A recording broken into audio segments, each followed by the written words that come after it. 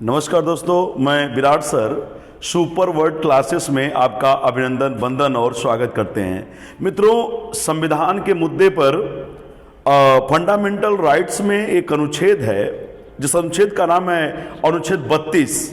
और अनुच्छेद 32 एक ऐसा अनुच्छेद है जो कहा जाता है कि भारतीय संविधान का आत्मा कहा जाता है। भारतीय संविधान का आत्मा अगर किस अनुच्छेद को कहते हैं तो उस अनुच्छेद का नाम है 32। जरा समझिएगा, एक अनुच्छेद है भारतीय संविधान का, एक अनुच्छेद है 32। भारतीय संविधान का अनुच्छेद 32 है और अनुच्छेद 32 को भारतीय संविधान का आत्मा कहते हैं। तो भारतीय संविधान का आत्मा अनुच्छेद 32 को क्यों कहते हैं, इसके बारे में जरा आप जानेंगे तो थोड़ा सा फंडामेंटल राइट्स को पढ़ना पड़ेगा। भारतीय संविधान के भाग 3 में मूल अधिकार को पढ़ना पड़ेगा। तो मैं उस पर भी किसी दिन विशेष रूप से क्लास लूंगा, लेकिन बात यह है कि इसको संविधान का आत्मा क्यों कहते हैं, इसको नहीं जानेंगे जो जिस टॉपिक को मैं लेकर आया हूं वो आप नहीं समझ पाएंगे। तो कहा गया कि भारत का संविधान पहली बार 26 नवंबर 1949 को बनकर तैयार हुआ और भारत के संविधान को 26 जनवरी 1950 को लागू किया गया और भारत का संविधान संपूर्ण भारत में लागू हुआ। तो कहा गया भारत का संविधान जब संपूर्ण भारत में लागू हुआ तो संविधान सभा में एक बहस हुई थी अनुच्छेद 32 को लेकर के कि अनुच्छेद 32 रहे कि न रहे। तो भारतीय संविधान में कुल जो मूल अधिकार नागरिक को दिए गए थे वो 7 प्रकार के अधिकार नागरिक को दिए गए थे मूल अधिकार के रूप में। बाद में जनता पार्टी की सरकार आती है, देश के प्रधानमंत्री मोरारजी देसाई बनते हैं और मोरारजी देसाई के शासनकाल में एक संशोधन होता है 44वां संविधान संशोधन अधिनियम 1978। और 44वां संविधान संशोधन अधिनियम 1978 के द्वारा भारतीय संविधान के मूल अधिकार से एक अधिकार को कम कर दिया जाता है जिसका नाम है संपत्ति का अधिकार। उसको हटा दिया जाता है मूल अधिकार के श्रेणी से और उसे सामान्य नियम कानून बनाया जाता है। एक बात तो अब मूल अधिकार जो बचे बेटा वो वर्तमान में 6 हैं, वो ठीक है। तो हल्ला किस बात का हुआ, अनुच्छेद 32 का बात कैसे आया? तो बात ये आया कि कहा गया कि भैया ये जितने भी अधिकार हैं, 5 प्रकार के जो अधिकार दिए गए हैं, 6 प्रकार के जो अधिकार दिए गए हैं, अगर हम सारा अधिकार देकर रखे हैं और कोई भी ऐसी सरकार आई जो किसी को अधिकार नहीं दे पाई तो उस अधिकार को लेने के लिए आदमी कहां कहां जा सकता है? तो अनुच्छेद 32 जो है मूल अधिकार के रक्षा की गारंटी लेता है और ये डायरेक्ट जो पीड़ित व्यक्ति है मूल अधिकार से उसको सुप्रीम कोर्ट का रास्ता दिखाता है। अनुच्छेद 32 तो कहा गया कि मूल अधिकार की रक्षा का जो गारंटी लेगा उसी को भारतीय संविधान का आत्मा कहेंगे। तो अनुच्छेद 32 जो है भारतीय संविधान का आत्मा कहा जाता है।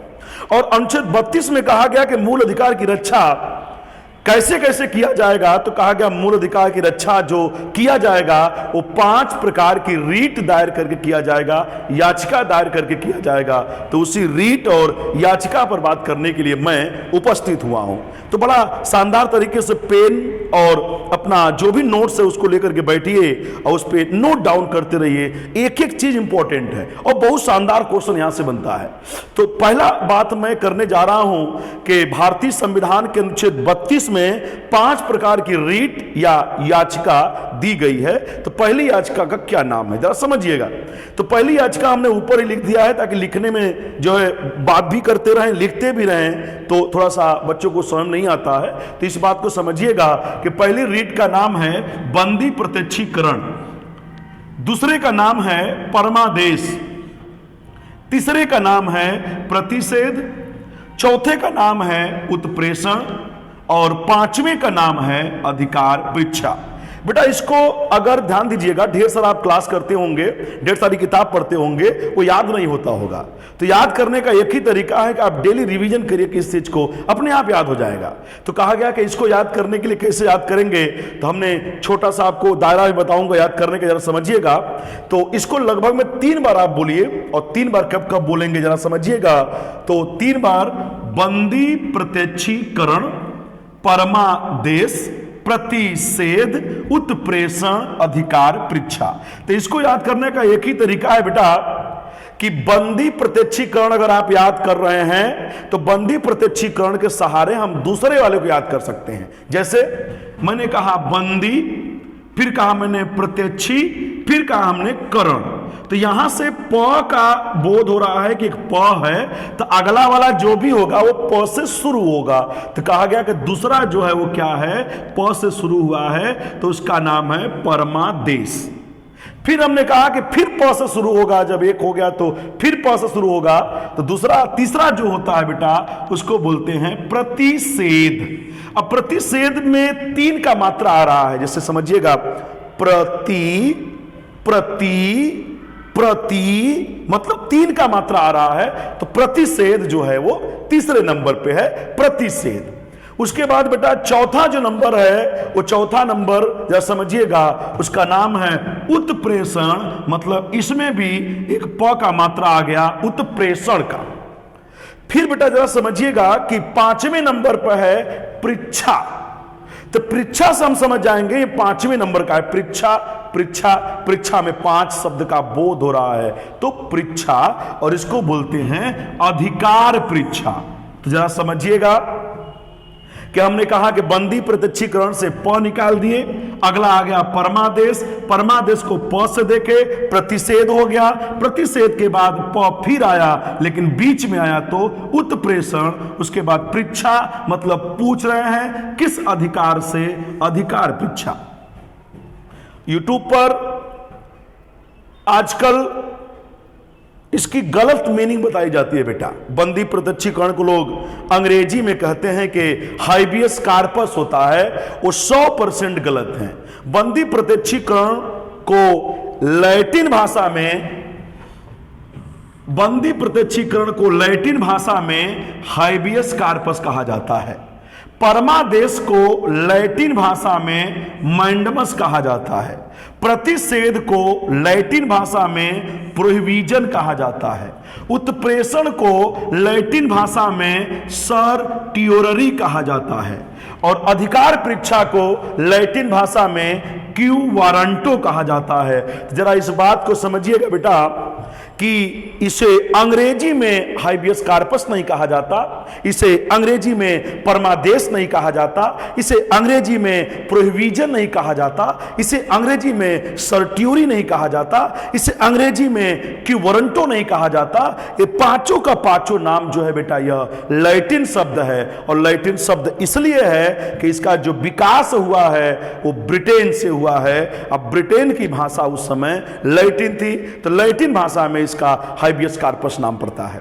तो बेटा सबसे महत्वपूर्ण भूमिका हमारी ये है कि ये मैं आपको आज याद करवाऊंगा, और कैसे याद करवाऊंगा, तो बंदी प्रत्यक्षीकरण को अगर आप याद करेंगे कि बंदी प्रत्यक्षीकरण को लैटिन भाषा में क्या बोलते हैं, तो बंदी प्रत्यक्षीकरण को लैटिन भाषा में हाइबियस कार्पस बोलते हैं। तो इसको थोड़ा एक ट्रिक के माध्यम से, जैसे बंदी प्रत्यक्षीकरण आपके दिमाग में आया, उसके बाद तुरंत समझिएगा कोई बंदा कोई चोरी वोरी किया होगा, इसलिए बंदी बनाया होगा, तो लगेंगे हंसने, तो हंसने से ह शब्द निकल रहा है, तो बंदी किया हुआ व्यक्ति के ऊपर हंसेंगे, तो बंदी प्रत्यक्षीकरण के बाद क्या हो जाएगा, हाइबियस कार्पस हो जाएगा। आगे समझिएगा परमादेश, परमादेश, तो परमादेश मैंडमस, तो परम आदेश कौन दे सकता है, तो मैडम दे सकती हैं। परम आदेश कौन दे सकता है, तो मैडम दे सकती हैं। तो ध्यान दीजिएगा कि मैडम और परम आदेश दे सकती हैं। तो परमादेश का लैटिन भाषा क्या है, मैंडमस है। थोड़ी गला मेरा दबा हुआ है, क्लास लगातार मैं लेता रहता हूं, तो आज थोड़ा सा मैं रोका हूं अपने आप को, तो उसी से गला अगर थोड़ा परेशान कर रहा होगा तो उसके लिए क्षमा प्रार्थी हैं, लेकिन मुद्दे पर फिर से ध्यान देंगे। मैडम क्या कर रही हैं बेटा, आदेश दे रही हैं, तो परमादेश को लैटिन भाषा में क्या बोलते हैं, मैंडमस बोलते हैं। प्रतिषेध, प्रतिषेध को जरा समझिएगा, प्रतिषेध को लैटिन भाषा में बोलते हैं प्रोहिबिजन। तो यहां भी प से शुरू हुआ है और लैटिन भाषा भी प से शुरू हुआ है, तो प्रतिषेध को प्रोहिबिजन कहा जाता है। उत्प्रेषण, उत्प्रेषण को थोड़ा सा आपको तैयार करना पड़ेगा। उस उत्प्रेषण को अगर आप याद करेंगे तो उस कहेंगे, उस, तो उस से उत्प्रेषण स से हो जाएगा सर्टियोरी। अधिकार परीक्षा को आप बेटा याद रखिएगा क्यू वारंटो, और ये सबको याद रहता है। जरा इसका एकदम मतलब समझेंगे कि बंदी प्रत्यक्षीकरण का मतलब क्या होता है। तो बंदी प्रत्यक्षीकरण याचिका तब जारी की जाती है, जरा समझिएगा, बंदी प्रत्यक्षीकरण याचिका तब जारी की जाती है जब किसी व्यक्ति को कोई बंदी बना लिया हो। तो बंदी कौन कौन बना सकता है? तो हो सकता है कोई गुंडा बंदी बना सकता है, या भारत की प्रशासनिक व्यवस्था, पुलिस व्यवस्था किसी को बंदी बना के रखी हुई है और 24 घंटे के अंदर उसको न्यायालय के सामने नहीं पेश करती है, तो अपने व्यक्ति को छुड़वाने के लिए, आप उसके मूल अधिकार का रक्षा करने के लिए बंदी प्रत्यक्षीकरण नामक याचिका जारी कर सकते हैं। तो एक केस आया था बेटा, इलाहाबाद का भी केस था ये, कि एक पुरुष वर्ग ने अपने सास ससुर के ऊपर केस कर दिया था कि उसकी पत्नी गई और बहुत दिनों से उनके पास रहने लगी। जब जाता था लेने के तो लोग मार पीट के भगा देते थे। तो बेटा यहां पर उसने हाइबियस कार्पस डाल दिया, बंदी प्रत्यक्षीकरण डाल दिया कि हमारे पत्नी को हमारे सास ससुर जो है क्या किए हैं, अपने पास बंदी बनाकर रखे हुए हैं, हमारे पास नहीं भेज रहे हैं। तो इस स्थिति में भी बंदी प्रत्यक्षीकरण याचिका दायर की जाती है। और एक बात और कि पुलिस वाला अचानक अगर आपको घर से उठा लेता है और उठाने के बाद 24 घंटे के अंदर न्यायालय के सामने नहीं पेश करता है, तो उस स्थिति में भी बंदी प्रत्यक्षीकरण याचिका आप दायर कर सकते हैं कि हमारा व्यक्ति क्यों नहीं आया।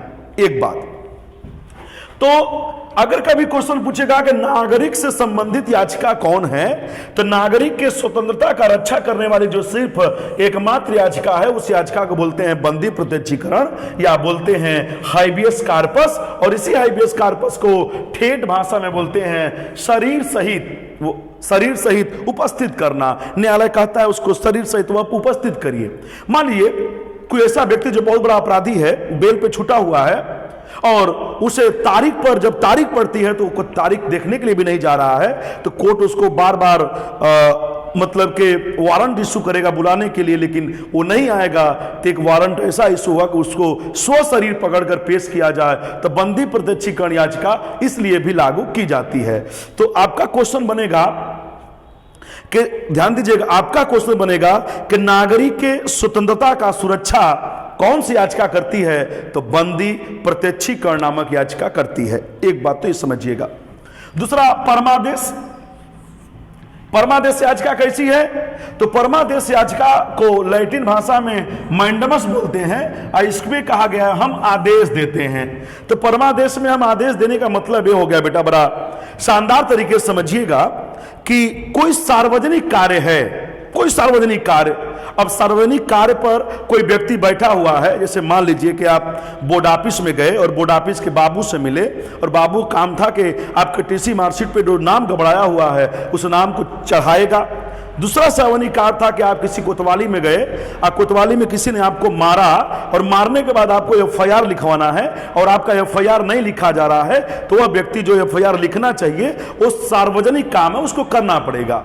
तो कहा गया कि लोका अधिकारी हो गए या कहीं पर भी कोई ऐसा व्यक्ति जो सार्वजनिक कार्य करने के लिए बैठा हुआ है लेकिन आपका कार्य नहीं कर रहा है, तो उसके ऊपर भी याचिका दायर की जा सकती है और उस याचिका का नाम है परमादेश। और परमादेश याचिका दायर करने के बाद कहा जाता है हम आदेश देते हैं, कोर्ट, सुप्रीम कोर्ट कहता है कि हम आदेश देते हैं इस काम को आप करिए, क्यों उसका काम नहीं कर रहे हैं, तब उसके ऊपर भी केस कर सकते हैं।